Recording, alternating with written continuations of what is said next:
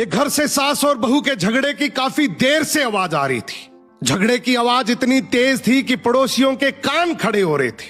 पड़ोसी मजे ले रहे थे। झगड़ा खत्म होते ही बहू किसी काम से बाहर आई तो पड़ोस की एक बूढ़ी औरत आई और बोली, बेटा तेरी सास तो कुतिया का मेल है, अगर ऐसे ही चलता रहा तो तेरा तो जीना हराम हो जाएगा।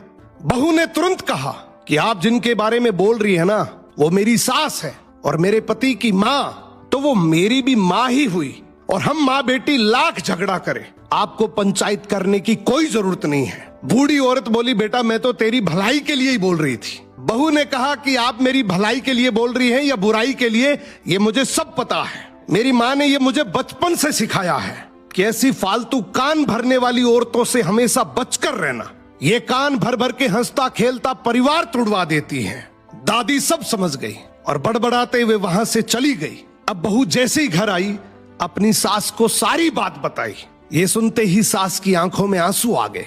सास ने बहू को गले लगा लिया और रोते हुए बोली कि बेटा मुझे आज विश्वास हो गया कि तू मेरे घर की बहू नहीं बल्कि मेरे घर की लक्ष्मी है, और आज मुझे ये भरोसा हो गया कि तुम मेरे और मेरे बेटे को आराम से संभाल लेगी। अब मुझे कोई चिंता नहीं है। बहू ने भी रोते हुए बस इतना ही कहा कि आप मेरी माँ हैं और माँ से झगड़ा कौन नहीं करता, पर झगड़े का मतलब ये नहीं कि मैं घर की बात बाहर करूं। सो घर की बातें अगर घर में ही रहे तो घर मंदिर है, वरना कान भरने वाले तो हर गली नुक्कड़ पर बैठे हैं जो चुटकियों में एक हंसता खेलता परिवार तोड़ देते हैं।